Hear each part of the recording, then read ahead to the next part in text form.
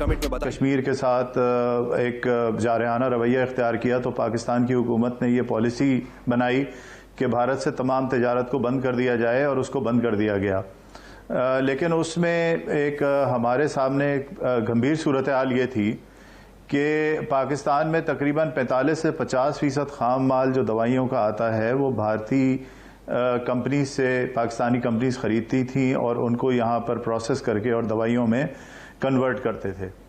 تو یہ جب یکلخت بند ہوا، اور دوائیوں کا معاملہ میں آپ سے عرض کروں کہ اس لیے ذرا سا سینسٹیو ہوتا ہے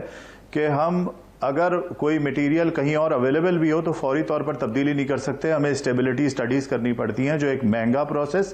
اور وقت لینے والا پروسیس ہے۔ تقریباً 7 سے 8 مہینے لگتے ہیں اسٹیبلٹی اسٹڈیز کر کے کسی دوسرے انگریڈینٹ پہ شفٹ ہونے میں، آپ ایک دن میں اس کو شفٹ نہیں کر سکتے۔ تو ہم نے حکومت کے سامنے یہ معاملہ پیش کیا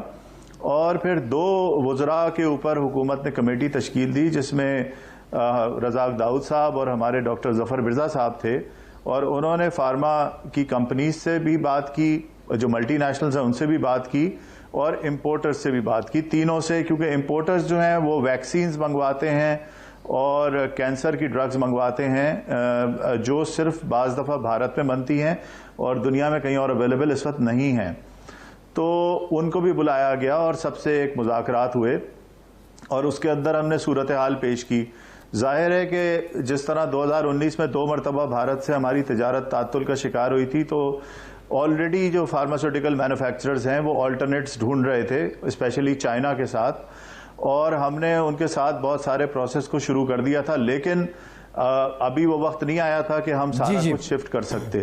تو ہم نے جب یہ صورتحال ان کے سامنے پیش کی تو انہوں نے ہم سے پوچھا کہ اس کو کس طریقے سے اس کو ہم کریں، کہ اگر ہم ایک دفعہ درخواست بھی کریں حکومت سے کہ اس کے اوپر کوئی استثناء ایگزیمشن دے دی جائے تو کس طرح سے یہ ہو۔ تو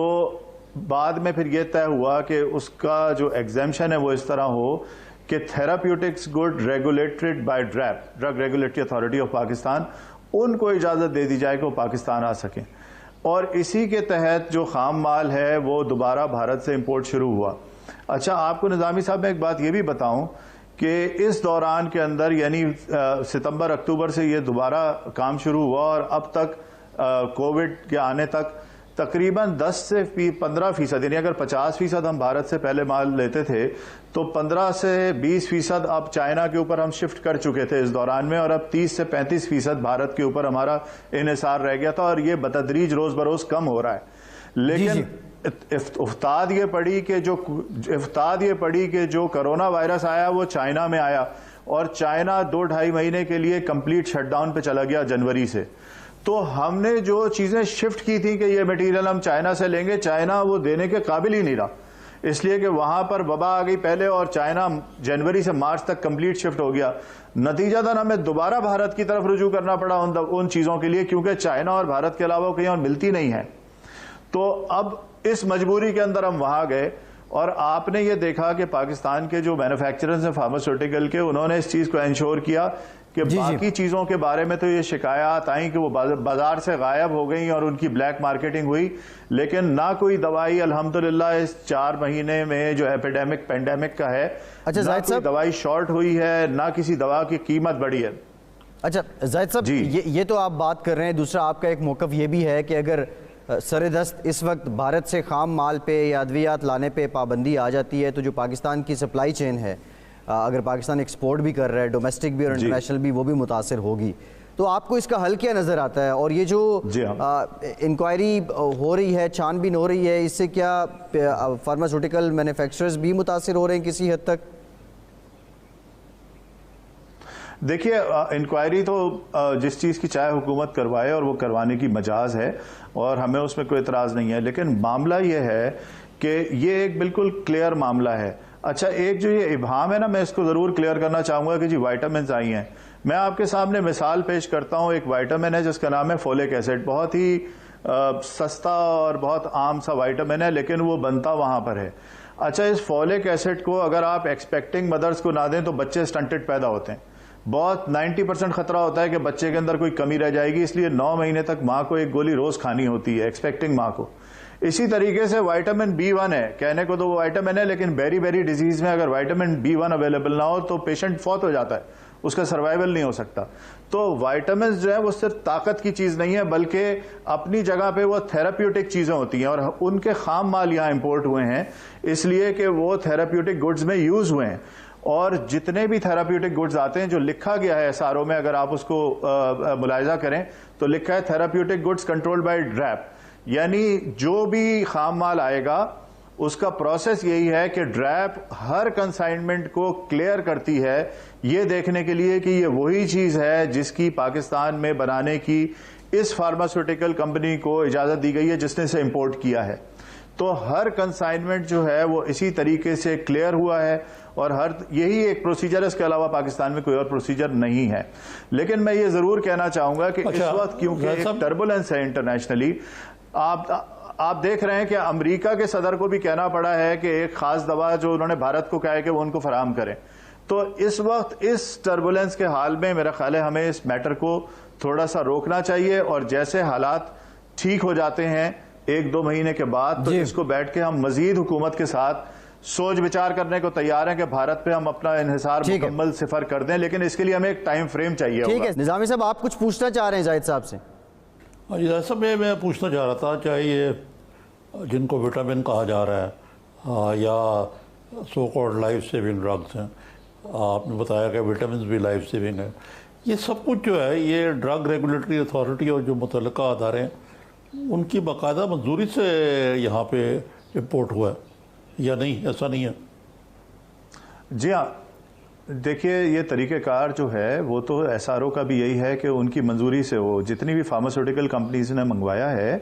وہ کنسائنمنٹ آتے ہیں, پہلے وہ جا کے منسٹری سے انڈورس ہوتے ہیں, اس کے بعد کسٹم اسے ریلیز کرتا ہے. ایسا کوئی قانون نہیں ہے کہ کسٹم اسے بغیر منسٹری کے ریلیز کر سکے.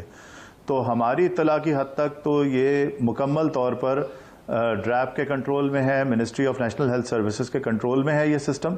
اگر اس کی خلاف ورزی کہیں ہوئی ہے تو ہمیں اس کا علم نہیں ہے. جی,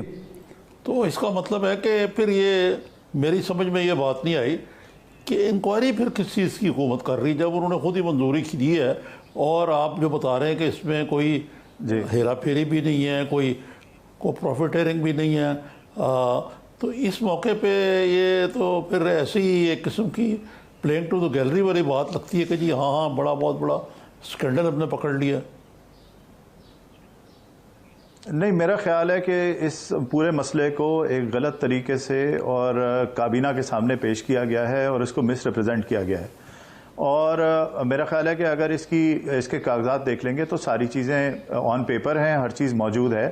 اور نظامی صاحب آپ یہ بتائیں کہ ہمیں معلوم ہے کہ ہم اسنیک وینم کے اندر, ہم کتے کے کاٹنے کی ویکسین کے اندر پنجاب میں اور صوبہ سندھ میں کتنے مسائل پیدا ہوئے ہیں,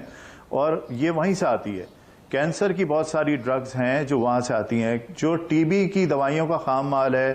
وہ دنیا میں کہیں نہیں بنتا, اس وقت صرف انڈیا میں بنتا ہے. تو ہمیں ان چیزوں کو دیکھ بھال کے اور ان کے آلٹرنیٹس کر کے, میں یہ نہیں کہہ رہا کہ ہمیں بھارت پر انحصار ختم نہیں کرنا چاہیے, ہمیں ان پر انحصار 100% ختم کرنا ہے, اس لیے کہ ہمیں تو نہیں پتا کہ کس دن وہ پابندی لگا دیں یا کوئی ایسی صورتحال پیدا کر دیں پاکستان کے لیے جس کی وجہ سے وہاں سے خام مال آنا ممکن نہ اور ہمارے عوام مشکل میں آئیں. لیکن اس کے لیے ہمیں اور حکومت کو بیٹھ کے اور کوئی ٹائم پیریڈ طے کرنا چاہیے اور کسی سسٹم کے تحت اس کو کرنا چاہیے. اس طرح نی جرک ری ایکشن پہ نہیں ہو سکتا. میری سمجھ کی حد تک میرا خیال ہے کہ کابینہ کو اس سلسلے میں مس گائیڈ کیا گیا ہے. اگر کابینہ کے سامنے سارے جو ہے وہ حقائق رکھے جاتے تو میرا خیال ہے کہ اس کے اوپر مختلف رویہ ہوتا. زاہد صاحب, پی پی ایم اے کی میٹنگز نہیں ہوئی کیا کنسرن منسٹر سے یا متعلقہ لوگوں کو آپ نے نہیں بتایا اپنے تحفظات؟ جی, ہم نے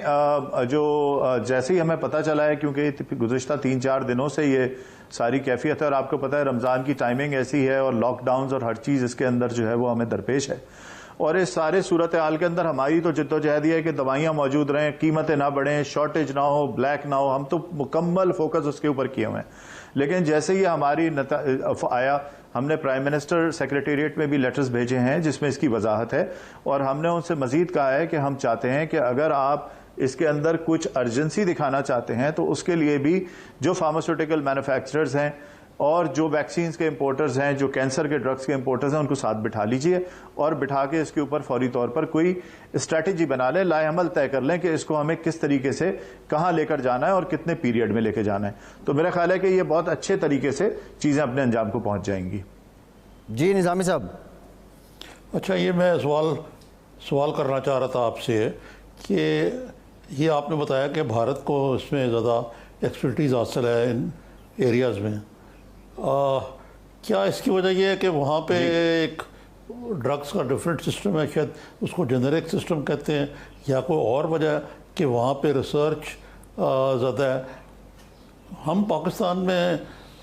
نیوکلیئر بم بنا سکیں لیکن ہم دوائیوں کا خام مال نہیں تیار کر سکے, اس کی کیا وجہ ہے؟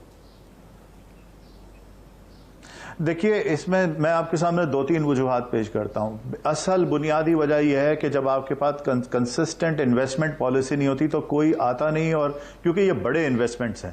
اور ان کو کرنے کے لیے ایک کنسسٹنٹ انویسٹمنٹ انوائرمنٹ آپ کو چاہیے. ہم دیکھتے ہیں کہ حکومتوں کی تبدیلیوں کے ساتھ ساری پالیسیاں تبدیل ہو جاتی ہیں, جو بڑا مشکل کام ہے کسی بزنس کے سسٹین کرنے کے لیے.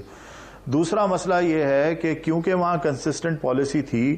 اور وہاں